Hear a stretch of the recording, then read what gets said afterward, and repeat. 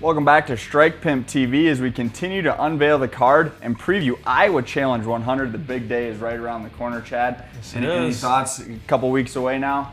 Yeah, you know, we've been talking about it for months, so it's like, you know, come on, just hurry up and get here. Right. I'm looking forward to it. It's going to be a lot of fun. Supporting the Iowa Challenge 100 t-shirts as well. Jason Evans, owner of Strike Pimp, is going to donate $5 for every shirt sold to the Knockout of the Night winner, or $500 if 100 shirts are sold. So be sure to get these shirts. You can get them online at strikepimp.com. Limited run of 100 shirts, but as we continue to unveil this card, we want to talk about a little bit about the show. And not many promotions make it to 100, so congratulations to you on that, Chad. Thank you. It's a huge honor to hit that mark.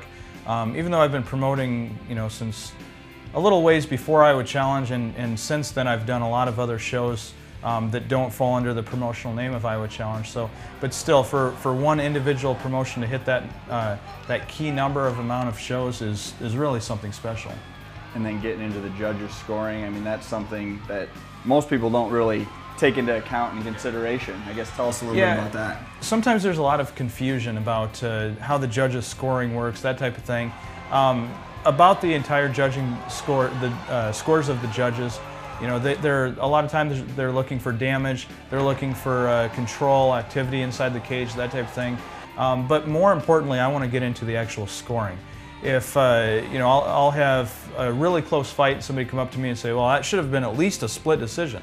And what I really think that they were meaning is, you know, at least one or two of the rounds should have gone to fighter A or fighter B.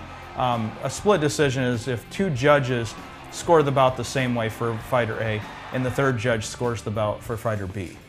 So I just kind of want to clarify and break that down a little bit for fighters and for fans, that type of thing, to fully understand what a split decision is. Along those lines, the rules have changed a lot over the years, coming up to today and the different rules and regulations of the sport. Yeah, absolutely have. I mean, it's funny to almost think back to the way that the rules used to be a long time ago. I can still remember the phone call in Iowa Challenge, I believe it was 2 or 3. I got a call from the Athletic Commission back then and said, we're not going to be allowing knees to the head on the ground anymore. And I thought, oh man, what are these guys going to do? There's certain fighters that specifically go after that, like Dan Severn. That's his game plan. He wanted to get you down to the ground and knee in the head as much as possible. No longer kicking to the head of a down opponent. The elbows changed a little bit. It's not the point of the elbow that's illegal. It's the downward position of the elbow that becomes illegal. Point of the elbow is still legal as long as there's some sort of angle when you're throwing that part. So that changed a little bit over the years. The tournaments, we don't see those nearly as often as we used to. And then I would say that the weight classes have changed a lot as well. And you know, I'm all about making sure and wanting guys to make weight and their contracted weight. I get that. But back then, when I first started doing these, you know, it wasn't an issue. It was either 190 and up or 190 and below or 200, you know, whatever the breakdown was, and that's just kind of the way that it was. So those things have certainly changed over the years, and you know, just like everything, it evolves and gets safer for the fighter, you know, but it also takes away a few things. You know, I can still remember the first time I saw this stuff. I loved it because it was like a street fight. Yeah. That's, you know, that was my style of. Unfortunately, that's, you know, that's kind of the background that I came from, is, you know, wanting to brawl, not just stand there and box. You know, I was a boxing guy, but not only wanting to do that, but I loved the headbutts. I mean, that was probably my favorite part of the fight. And along those lines, with adding all the weight classes and having much more weight classes, that's one of the things that does make it a lot safer. Right, absolutely. The weight classes have broken down so much now compared to what they used to be. I mean, we've got a lot more in-depth weight classes, and I could foresee in the future, moving forward, I could see an even bigger breakdown of, you know, the 170 to 185 pound class, and also the 85 to 205 class, and definitely the heavyweight. I would love to see a 215 pound weight class, or even a 230 pound weight class for that matter. Another thing that has kind of evolved is the women's side of the sport. Oh, absolutely. You definitely see that with some of the bigger events, as well as your events now. Yeah, women bouts are always a lot of fun to watch. You know, we try and put one on, and you know, as often as we can. Unfortunately, there just aren't a ton of women that are competing quite yet. But as the UFC starts adding more and more weight classes, I imagine that we'll start seeing it on our level as well. So if you're a woman and you want to fight, get a hold of this guy. Sign up. Call Matt. 1-800.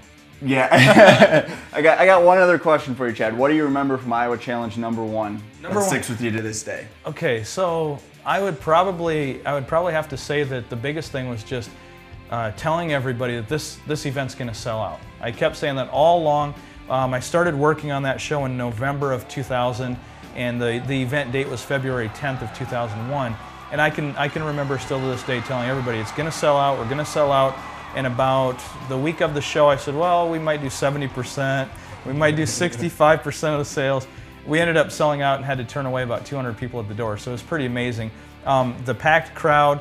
You know, when we talked about previous things that have changed the rules-wise, also the rounds changed. There used to be one 10-minute round with a 5-minute overtime. If it went to the 5-minute overtime, then it would go to the judge's decision. Now it's 3 3-minute rounds or 3 5-minute rounds, depending on if you're a professional or amateur. So I would say that those are probably the things that I can remember the most. There were a couple of fights that lasted a long time, and I kept thinking, geez, this is a long, you know, it's a long fight. This thing's going 7 8 minutes or whatever it was, and it was, you know, made for a long bout. It was hard to get in and out of the crowd because there were so many people there, but the atmosphere was amazing. The fans loved it, you know, and it was a lot of fun to be a part of. It wasn't, you know, just like any business, you want to make money. I mean, if anybody tells you that differently, they're just, you know, blowing smoke. I mean, you know, McDonald's sells hamburgers to make money, not to, you know, not to try and help out the farmers and selling cows, that type of thing. I mean, they're trying to make money, and that was the same with every single mixed martial arts promotion out there. And I can just remember, you know, from Iowa Challenge 1 that it wasn't only and all just about the money. I mean, we wanted to, over the years, we've always wanted to try and provide as good of a point of entertainment that we could possibly provide, and get fighters from all over the place, you know, that we did. And even back and then we had guys from Canada that competed and stuff. So, you know, that was probably one good memory that I've got from that show, is just having an amazing atmosphere, a really loud, intense crowd, and really good fights to watch. Guess I didn't realize they went 10 minutes. I'd be gassed after about 3.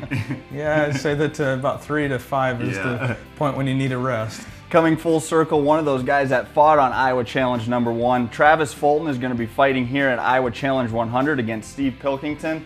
That should be a good one. It's a very good matchup. Steve Pilkington's a former pro boxer. He's got a key win over a guy that had a 16-2, 16-3 record at the time. He also fought a guy in a professional boxing match named Thomas Hayes, who was a phenomenal up-and-coming guy. Steve went the distance with him, and every time Steve would get hit, blood would fly out of his face, and he just smiled. I see a lot of that in this fight with Travis Fulton. I think that it's going to be an exciting matchup. Two guys that love to stand and bang. You know, this is fight number 300 or so for Travis. I mean, that's, you know, he's been at it a long time. I mean, that is the record for the most amount of fights and wins inside of the cage as a professional. And he's got his work cut out for him with Steve Pilkington, a guy that is not going to lay down for anybody. We got one more to unveil here for Iowa Challenge 100. That show March 29th, right around the corner here. Andy Munt against Jorge Serrano. Another matchup I'm very excited for. Andy is a guy that he likes to work the jiu-jitsu. He likes to strike if his opponent's going to stand in front of him. Jorge is the same way. I've seen Jorge go through some absolute wars and battles when he fought Nolan Cervantes.